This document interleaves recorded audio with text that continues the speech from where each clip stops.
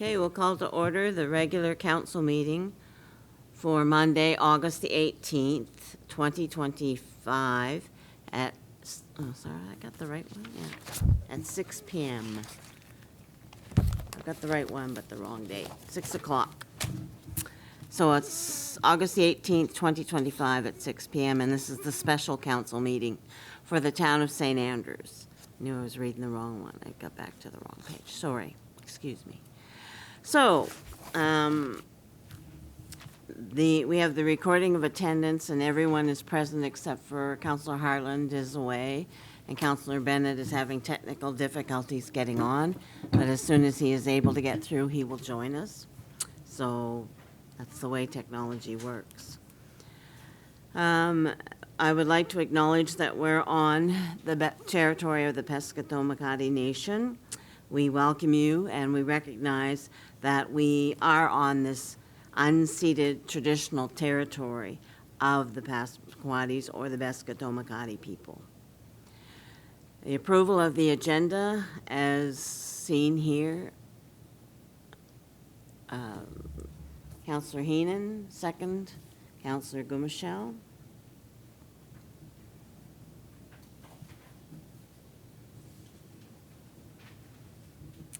Is there any additions? Not seeing any, then we will proceed on and vote. All those in favor of accepting the agenda as approved, say aye. Aye. Aye. Carried.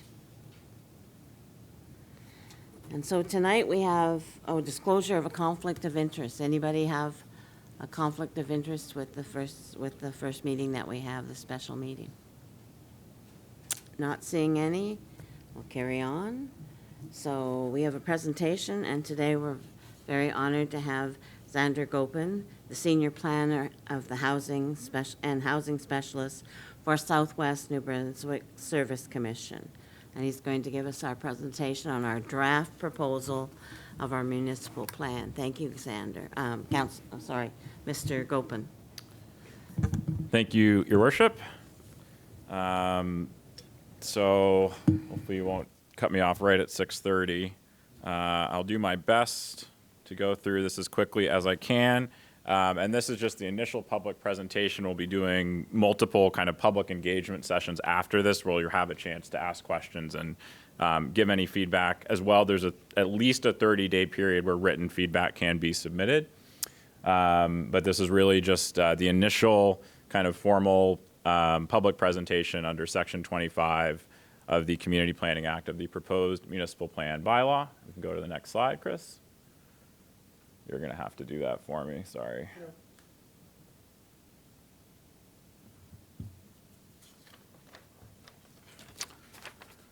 So briefly, what is a municipal plan? Municipal plans outline the at least 10-year framework and policy for the development of land and relevant changes to municipal bylaws, budgets, land infrastructure, facilities, services, grants, and/or programs. Council is not bound to carry out any plan proposal and can amend them as needed.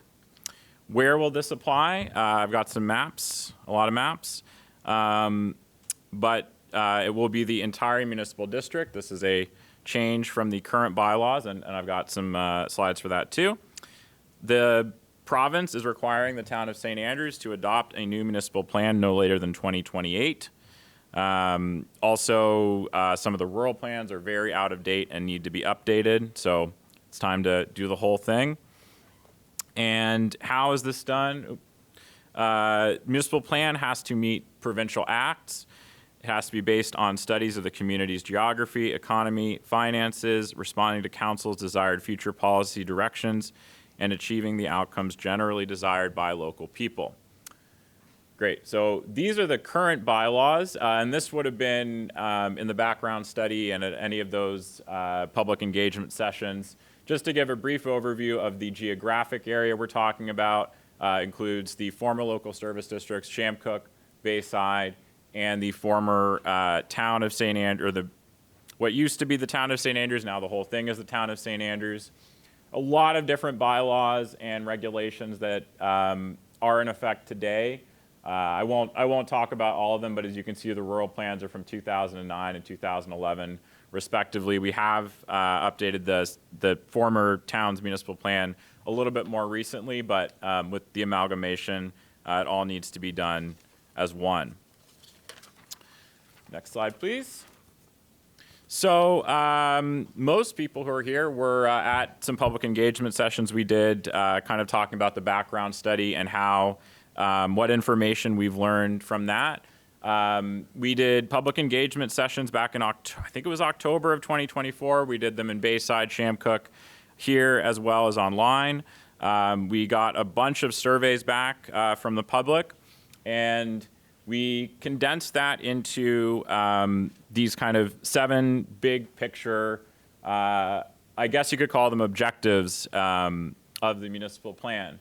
So continued delivery of high quality public services and infrastructure, protection and conservation of the physical environment, including protection of the Shamcook Lake drinking watershed, mitigating and adapting to the impacts of climate change, including erosion and sea level rise, developing housing that meets the need of all residents, specifically housing that is affordable, preservation of rural way of life and rural economic development, including promotion of local agriculture, tourism that supports local residents and businesses without straining resources, and maintaining the historically significant character of the St. Andrews area.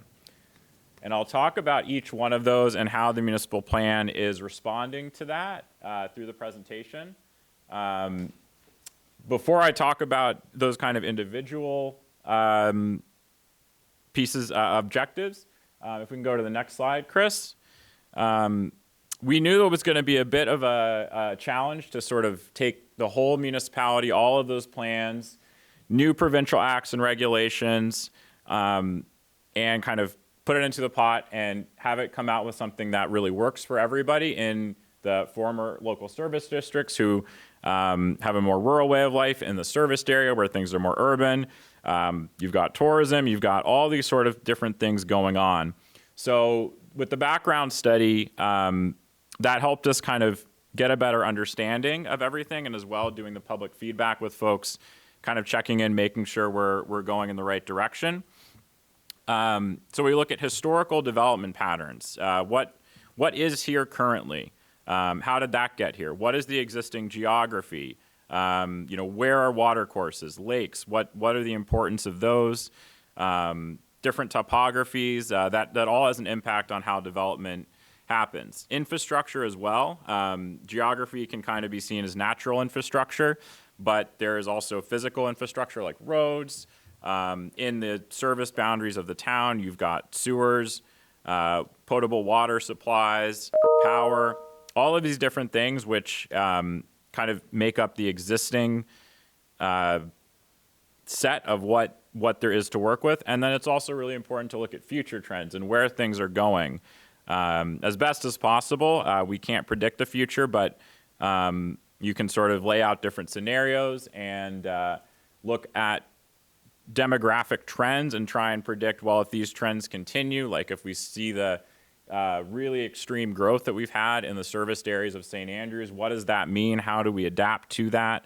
How do we plan for that future? We also look at the regulations that have existed. I went through that big list. So some of them have a lot of relevance, like the most recent St. Andrews Municipal Plan was done fairly recently. So it's a little bit more up to date. Some of those rural plans are really out of date. But at that time when they were created, it was created with community input. So it's important to kind of get a sense of that. And there are new provincial regulations. I've talked about the statements of public interest before, but the Community Planning Act has given a lot more direction to planners and municipalities and how to set out these documents than was the case in the past, even when we did the previous municipal plan. So making sure that these plans comply with those, as well as looking at best practices. A lot of best practices are in those statements and in that Community Planning Act, but there have been a lot of changes in the last 5 years. And so we try and keep on top of that and see what other small tourism-based, municipalities are doing. Are there things that are working well for them, things that aren't? So we don't plan in a vacuum. We look to other places and see how they're dealing with a lot of the same challenges that St. Andrews is dealing with. And we also, we've gotten a certain amount of public input so far, and we did that through the background study. We're now starting the municipal plan public input process, and there'll be several opportunities for that.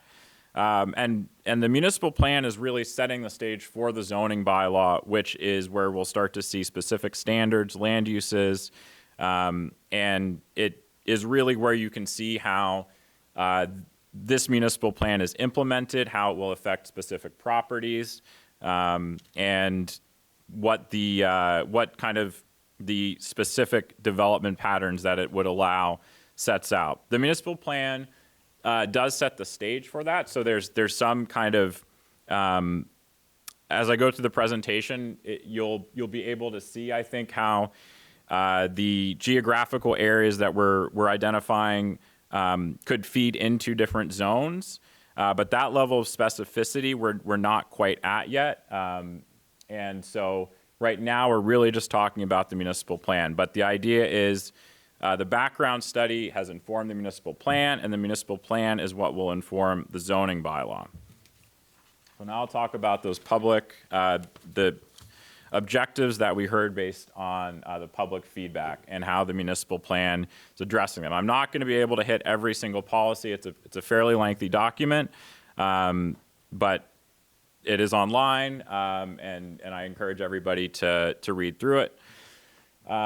So some of the key policies for continued delivery of high quality public services and infrastructure, and you can see some of the different street diagrams and road classifications.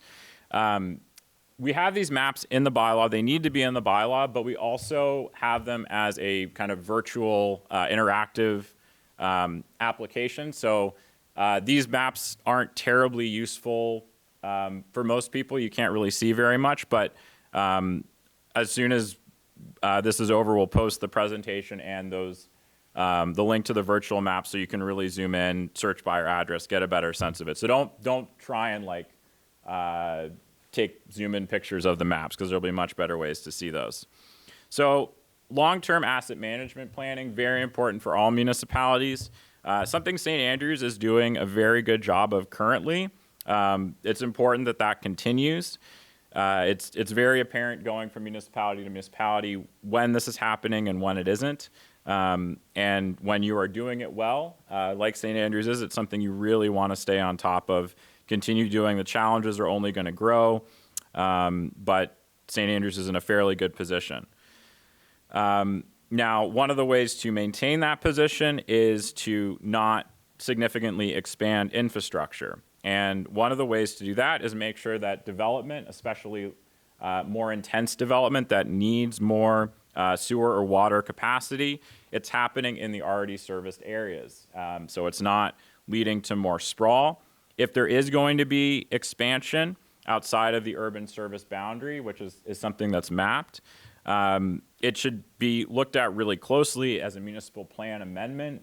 And it should be ensured that there is significant public benefit to that, because there will be a cost to maintain that infrastructure in the long term.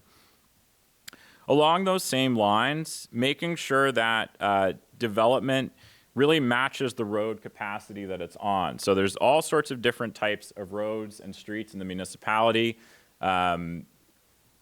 Bayview Drive here is a very different type of street from Water Street. So you get out into the former local service districts, Route 127. The province classifies these in different ways. The town did a traffic study several years ago, and it analyzed some of the streets in this way as well.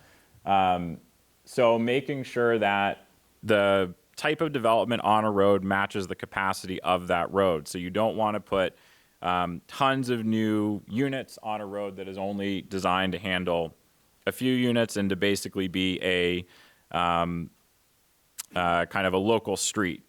There's obviously opportunities to upgrade, but really looking at capacity and matching development to capacity is kind of a theme of the municipal plan, not just for roads, but for all services and natural capacity. As well, just kind of another thing, St. Andrews has great recreational spaces, really good recreational programming, something that's improved with a dedicated recreation programming director. But it is important to preserve those public spaces for recreational use, not lose them over time. If there's opportunities to take advantage of other spaces and make them public recreation spaces, that might be a good opportunity. So going to the next slide, and this relates very much to infrastructure, especially in St. Andrews, where your drinking water is a piece of natural infrastructure. It's the Shamcook Lake watershed. So that's a very critical piece of infrastructure. And I remember when we did the municipal plan in 2024, one of the policies was work with the province and landowners to try and, make better decisions around Shamcook Lake because it's not in the municipal boundaries. Well, now it is. So there's a lot more opportunities. We can establish different zones around it. It makes sense to align them with the overarching provincial standards. So where you have the watershed area under the Clean Water Drinking Act, as well, you've got the wetland and watercourse area. That regulation under the Clean Water Act as well, WAWA, so establishing conservation zones around watercourses, wetlands, and where the St. Croix corridor was, as well as non-built-up coastlines outside of the former town boundaries. And there's a few different zones that are proposed to deal with that. One would be a high-priority conservation zone that severely limits development, restricts tree clearing, would have allowances for pre-existing uses. So if there's already development there, there's the understanding that could expand within reasonable limits. There would also be a lower priority conservation zone, more for recreational assets, parks. There's also the Zone C of the Shamcook watershed, which is the majority of it, outside of 75 meters. That's not as critical of an area, and so limited development, still fairly low impact, could be allowed there. And finally, there's a lot of other policies, but one other one I'd like to highlight is using natural and engineered infrastructure to manage stormwater. There's a policy that refers to net zero stormwater runoff being a principle for new developments. We'll go to the next slide. And as I was making this presentation, it was really clear how all of these policies and maps actually tied into each other. So as I'm talking about stormwater management, another objective is to mitigate and adapt to the impacts of climate change, including erosion and sea level rise. Stormwater management is becoming more and more important as we have bigger and bigger storms, and the rain events we get are significantly stronger, like the one we had yesterday, even though it wasn't very long. I've noticed part of my driveway was impacted by it in a way that gentler storms don't do. But I think the big item here is overlay zones for projected 2100 high tide and 2100 flood zones with development restrictions. This is a continuation of, there's a sea level rise zone in the current zoning bylaw for St. Andrews. And this is just updating it with the new models that are now provided by the province. That wasn't something we had when we did that before. So the province gives us good data, and they tell us, here are the areas you need to plan for. And so we can map that and plan for it. As well, we're able to see infrastructure at risk in there. And this is something the town is already proactively working on. We had a session a few weeks ago working to prioritize different pieces of coastal infrastructure that are at risk, but that's carried through in the municipal plan as well. Something that's quite top of mind probably for everybody right now is emergency evacuation and ensuring new subdivisions are designed with that in mind. There's been mistakes that have been made in the past with subdivision design and having, one long road that is the access point to that with lots of homes. And if that road gets cut off by, let's say, a forest fire, then that's going to be a big problem. So that needs to be addressed in emergency management. But if we're going to be approving new subdivisions, really, really important not to allow those, not to repeat those mistakes. And that also aligns with promoting efficient and sustainable settlement patterns. This is more on the mitigating side of climate change, but the more we can direct those more impactful developments to the already serviced area, where things are largely walkable.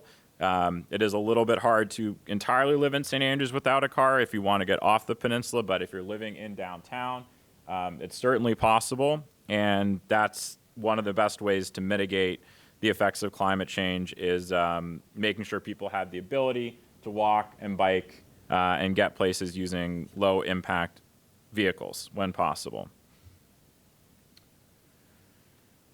So another important area, and this has been important for a while, and something that the town has absolutely made, I'd say, significant progress on when we look at what's happened in the last 5 years with apartments and units going into St. Andrews. We do studies on these things, and St. Andrews is very close to meeting its 5-year goals, which we'll have to look at again and update.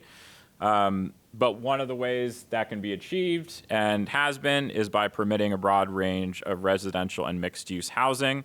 That also ties back to the efficient and sustainable land use. There's mixed uses where there's the ability to work or go shopping that's attached to residential development. Then you get these great lively neighborhoods, very similar to what Water Street is today. If council is going to be involved in affordable housing, specifically funding affordable housing, it should be prioritized on a data-based approach. And we have really good data now that's tailored for St. Andrews to what very low income and low income households can afford to pay monthly in shelter costs. And that's really the level that council should be targeting. And they've done a little bit of that. But I think without necessarily this kind of specific data to support it. Another policy that really ties in with everything we've talked about so far is if there's going to be new rural residential subdivisions, they should be along actively maintained public roads. That deals with public safety. It deals with sprawl. And it also helps ensure that some of these more established, lower intensity areas in the local service districts don't become kind of more suburban in nature and can retain their rural character. Go to the next slide. One back, Chris. Mr. Spear, sorry. I already got called by my first name. So tourism that supports local residents and businesses without straining resources. Oh, sorry, one. There, I think there was one in between. There was. Should be forwards. Oh, I guess it is one more forwards. We'll go back. I don't know what happened there. Did I skip? I skipped mine. Let's go back one more. Let's keep Chris on his toes. Okay, so we just talked about the rural kind of lifestyle and not having that become this very suburban thing with subdivisions everywhere. And promoting local agriculture. There's a lot of good agriculture development happening in the Bayside, mostly the Bayside area that I'm familiar with at least. And we've used the background study to identify prime farm pasture land. So there's soil classifications, as well as historical fields that have been maintained. And once you have fields, it's really hard to, well, it's hard to make fields once you've cleared them, dug all the rocks. It's a lot of work. And so if those are areas that could be seen as really great for subdividing and making a subdivision because it takes not very much work. But fields are a really important part of local agriculture. You wouldn't have local beef without local hay, and a lot of that comes from the local fields as well as feed for horses. And I know if Carolyn Davies was here, she would say something about horses. So that's my nod to her. So there's the rural resource expansion area would tie into this R3 zone, which is really about protecting farm and rural resource lands. It's not just about making sure they can't be easily subdivided. The other impact is once you start having more and more small lots encroaching onto existing farmland, especially where there's livestock, inevitably you end up getting complaints about that livestock. Councilor Heenan actually sent me a funny picture over the weekend, which was a sign that says, warning, you're in an agricultural area, there will be animals, there might be smells and all these things. Establishing that in zoning and making it really clear that this is what this area, parts of these areas are. It's not the whole area. There's other areas for that lower intensity type of development, but actually limiting residential development in the R3 zone unless it's tied to some type of resource-based activity. It's not just agriculture, it could also be forestry. On the flip side, these uses can have impacts, and especially on drinking water wells. So the Department of Agriculture provides tons and tons of standards on separation distances from wells and water courses and how many animal units produce different types of manure loads. So we can use that and create zoning standards that allow reasonable livestock use in agricultural areas without negative impacts. Now we're on this slide. So tourism that supports local residents and businesses without straining resources. One of the big issues that we all know is that parking can be a bit of a challenge in town, especially in the summer where we have lots of tourists. I experienced this myself today. And the town is actively working to develop on and off-street public parking that would help to alleviate some of this. But put that in the municipal plan. As well, short-term rental uses are something that once you start getting too many of them, it really does impact a local way of life, and it does impact the housing market. Don't know what the province is doing in terms of their regulation, but I know they have a task force that's looking at potentially regulating it from a provincial level. The policy in the municipal plan is to limit those uses to being a secondary use outside of the higher intensity zone. So in your low intensity rural areas, in your kind of lower intensity urban areas, making sure it's only a secondary use, so there has to be a regular resident. If there's going to be a short-term rental, it doesn't become these kind of ghost hotel things.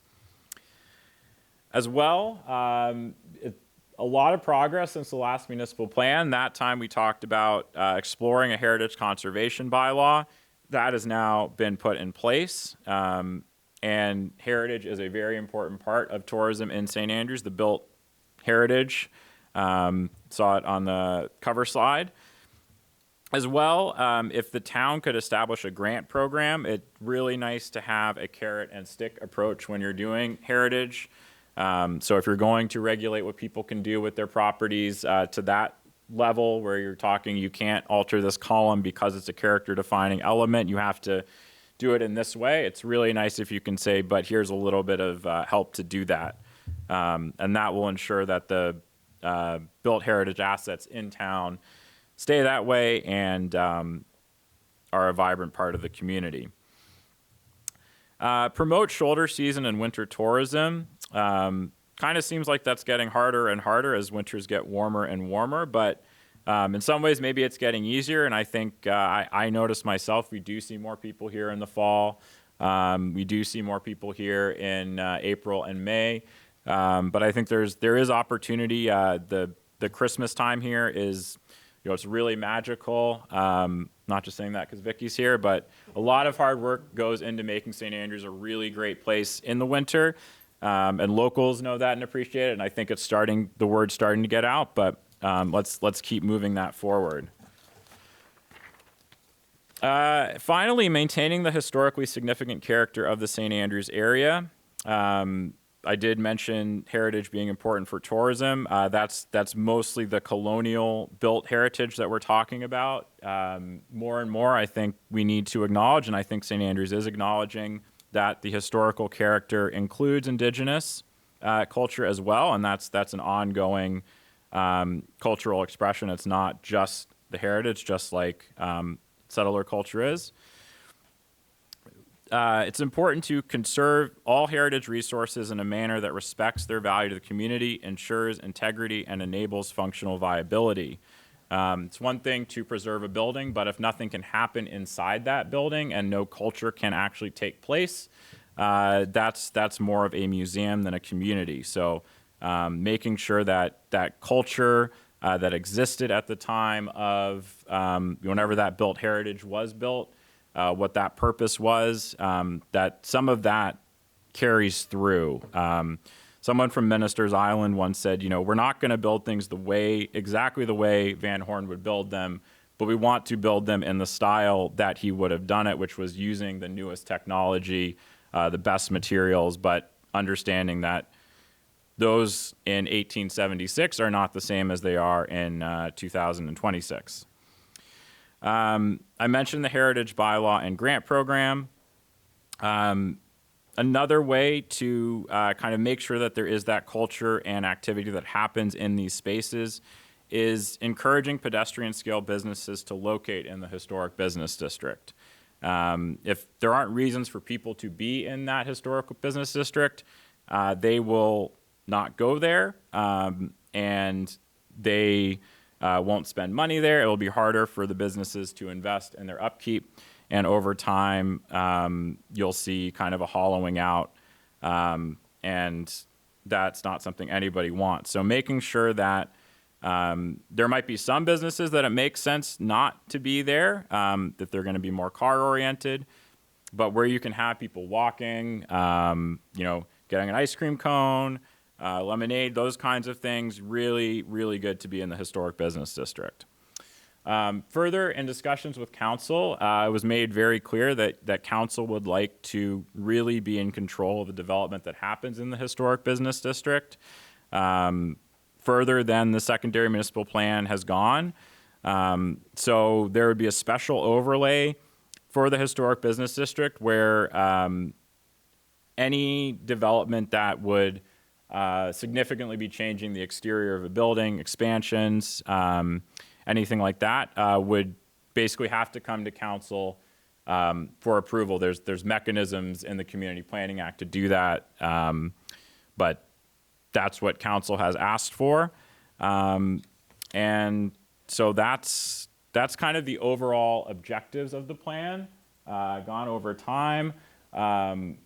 So I'll quickly cover the next steps. And I think all of this will be posted on the website. So if you want to review the municipal plan and maps, and again, we will post that better, easier to use map, you can go to the townofstandrews.ca. You can also stop into the office. I'm sure they'll be happy to give you a plan. If you have overall feedback, concerns, or support, the best thing to do is to contact council at, I think it's town@standrews.ca, or is it iTown? No, Town. Subject municipal plan. If you wonder how this plan is going to affect my property specifically, probably best to get in touch with me, and I've got my contact information there. If you want to have more discussions on this, really be able to ask questions, have answers. It is great to have them in writing. It gives a chance to prepare. But we've already scheduled 4 public information and feedback sessions that will take place before council does anything else with this bylaw. We haven't hit the, there's been no readings. PAC hasn't been asked for their views. We haven't scheduled a public hearing. I don't expect any of that will happen until we've been able to get a bunch of public feedback incorporate it into the document, and take it back to council. So there will be on September 4th, right, well, probably not right here, probably upstairs at 6 p.m., and we'll have a lot longer to go into things. Bayside Hall on September 11th. Shamcook, we're not quite sure where yet, but it's also going to be at the same time. My colleague Alex is going to do one of those. We'll split up. And we'll do a virtual one on September 17th at 11 a.m. And then we'll take that municipal plan, and then once council's more or less happy with it, we've incorporated the public feedback, we'll start doing the feedback on the zoning bylaw. Because they talk to each other so much, we want them to kind of be moving together. And if we need to make significant changes to the zoning bylaw, we'll probably have to make them to the municipal plan. So we don't want that process to be kind of all wrapped up before the zoning bylaw is at least underway. So stop there. Thank you, Mr. Gopen. Are you taking questions now for this, or you want to wait till after? I think if council has anything, I'm happy to answer. I think it's best to Give it to- talk with the public at the public feedback. Okay, great. Okay, council, any discussion or any questions? Mr. Spear? I just want to put forward, there's no, that was starting in September. Okay. We just have to make sure we get the Bayside Hall, if we have to, right? Okay. So that should be a tentative for now, but we'll make sure that Okay. tomorrow we're going to bring the PD and get that at the Bayside Hall. So just so people are aware, formally, and once we get it straightened, we'll put that immediately, put out the elements and lots of communication for those dates. And Shamcook has to be announced as to where it's going to be, right? So, Shamcook has to be announced as to where it's going to be, because we don't have a yes, place well, yet. we've got 2 locations I have to reach out. Okay. We just figured this out Thursday before I headed out the door, so I have to make a call tomorrow. So Thank you. we'll have it figured out before the end of the week. Thank you, Mr. Spear. Council? Well, there being, Mr. Councilor Neal? No? Okay, so, thank you, Mr. Gopen, for sharing your wisdom again on our municipal plan, and we look forward to being, to the public hearings. All right.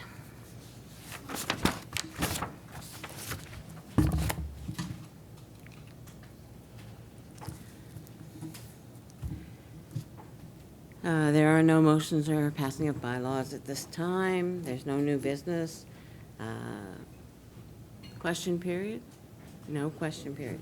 So we just go for adjournment. So I need first a mover, Councillor Heenan, and a seconder, Councillor Blanchard.